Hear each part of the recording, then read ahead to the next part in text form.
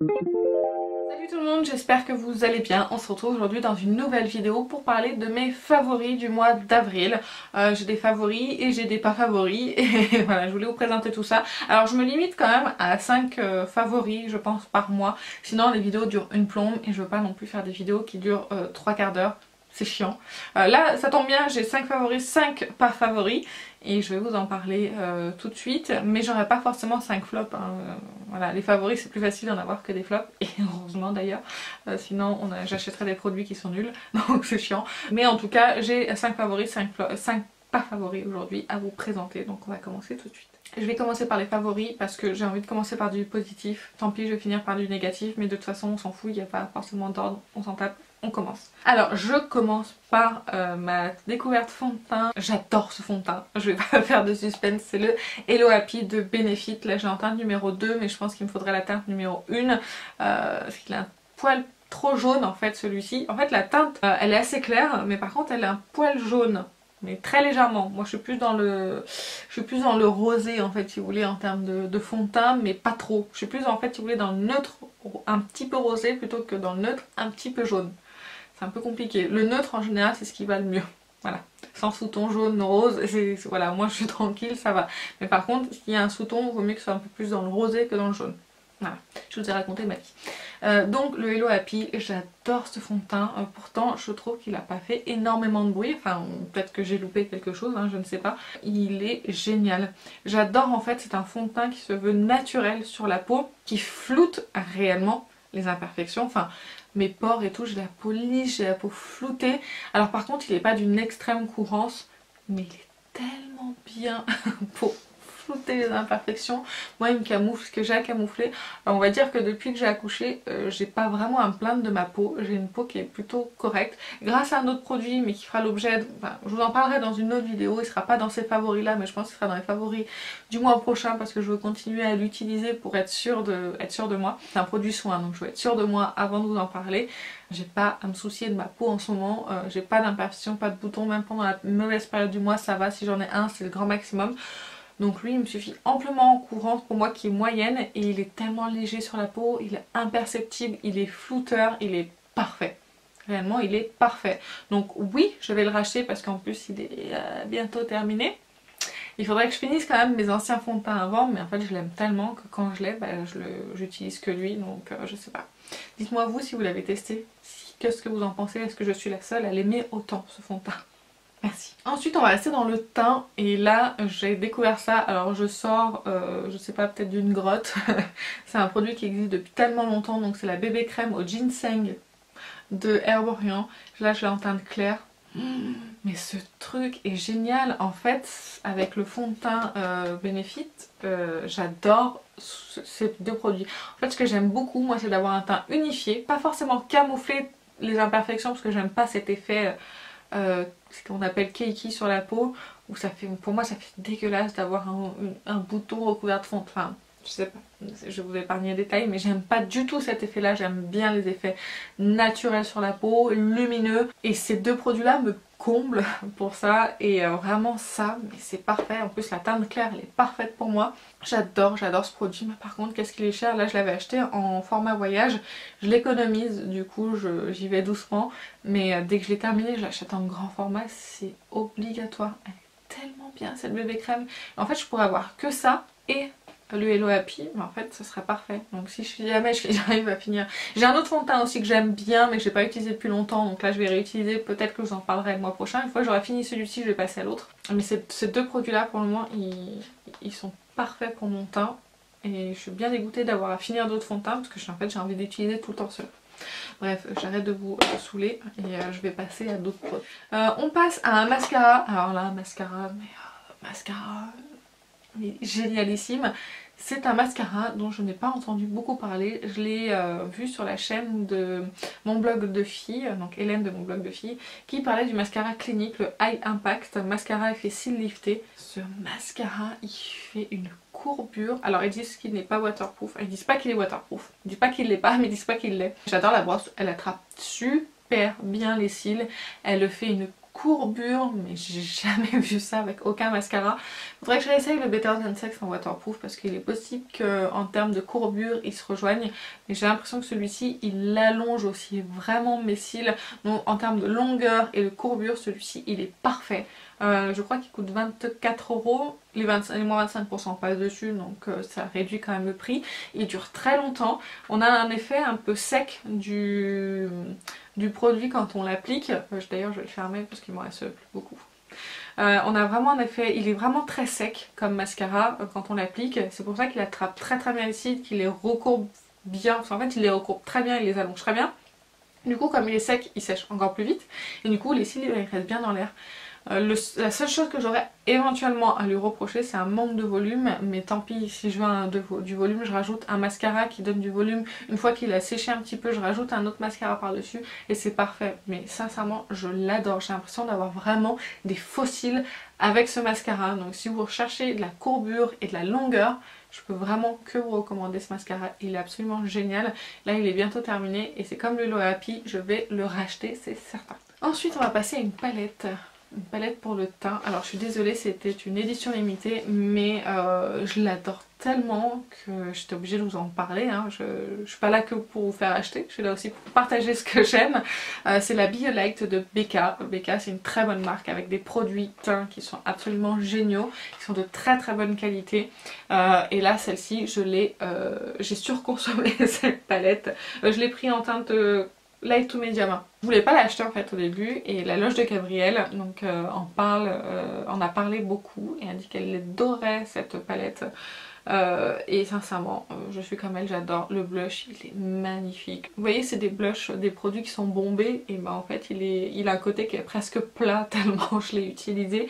La poudre ici elle est absolument magnifique, une petite poudre de finition comme ça qui est très belle. Le bronzer il est aussi absolument je sais pas si vous verrez grand chose, non il est à peu près il est très clair donc on verra pas trop. Et celle-ci, alors ce qui est bien aussi c'est que je peux m'en servir comme bronzer, que c'est une teinte quand même qui est assez foncée, et je peux aussi m'en servir comme bronzer très léger en fait, juste pour apporter un halo très très léger sur la peau. Et c'est une palette que je ne regrette absolument pas d'avoir acheté, que je n'utilise plus en ce moment. Là il faut que j'utilise un peu les autres produits, sinon j'utiliserai qu'elle tout le temps. Mais voilà, j'ai d'autres produits, j'en ai même un peu trop et il faut voilà, que je fasse une rotation de ces produits là. Donc je vais y revenir c'est certain. Mais je voulais vous en parler parce que j'ai adoré cette palette. Si vous pouvez vous la procurer ou vous hésitiez, qu'il y a encore du stock dans certains Sephora, franchement pour moi foncez. Pour moi foncez, elle est parfaite.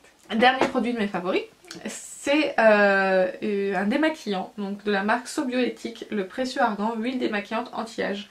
Je cherche en fait une huile démaquillante pour visage et yeux pour arrêter d'utiliser des cotons parce que j'utilise un démaquillant waterproof pour les yeux, donc j'utilise un coton et j'utilisais de l'eau micellaire etc., etc. Sauf que je veux arrêter les cotons et du coup bah c'est mieux d'utiliser une huile démaquillante. Et le seul problème c'est que je déteste l'huile démaquillante, la texture de l'huile c'est quelque chose qui me dégoûte, le gras, je déteste ça. Donc je cherche plus un baume démaquillant, quelque chose dans ce genre là.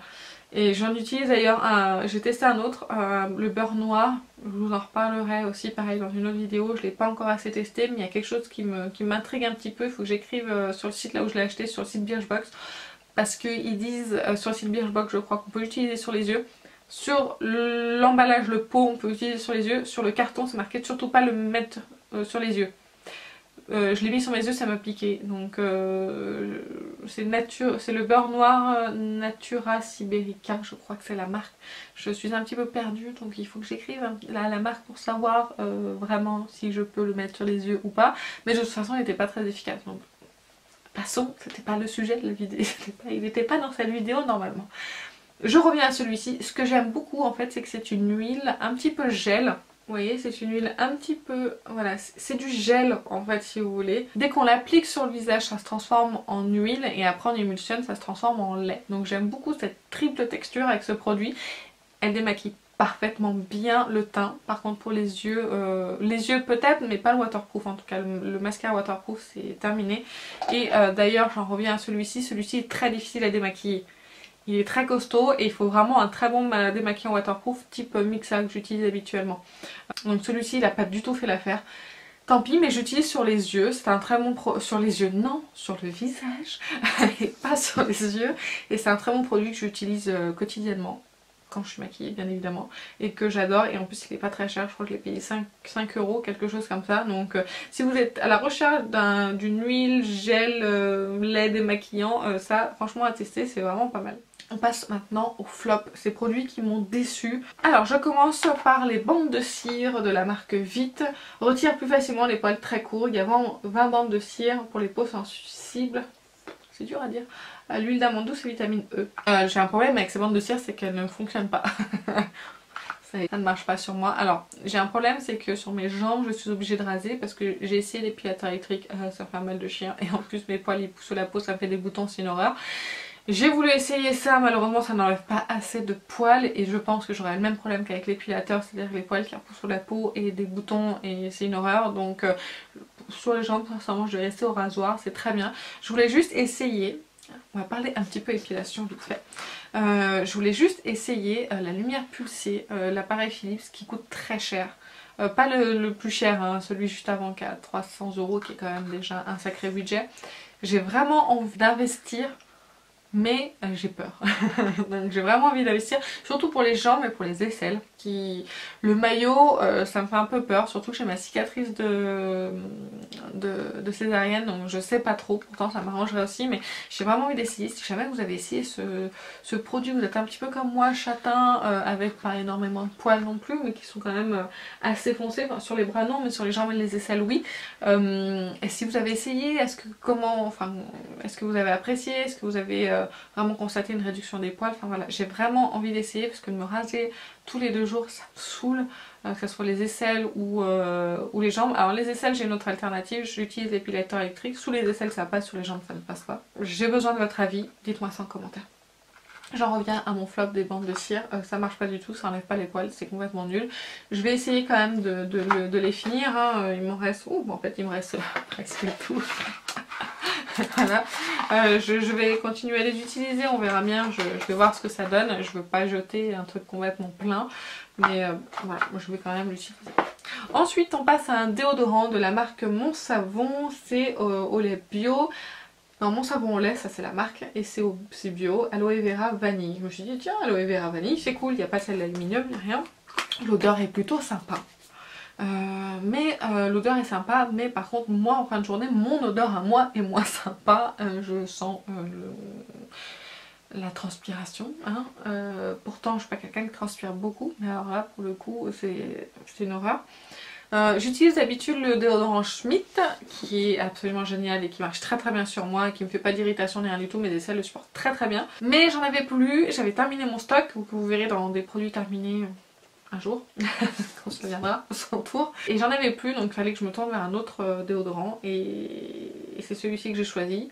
Parce que c'était tout nouveau, je me suis dit bon bah ça se trouve ils se sont améliorés et tout. Les déodorants en surface censée d'aluminium ça va. J'en ai déjà testé quelques-uns et c'était pas fameux. Et là bah pour le coup c'est pas fameux non plus, donc je n'aime pas, ça n'est pas efficace, donc je vais pas l'utiliser, je vais pas le donner parce que c'est un truc en bille et que je vais pas le donner à quelqu'un, ça se fait pas.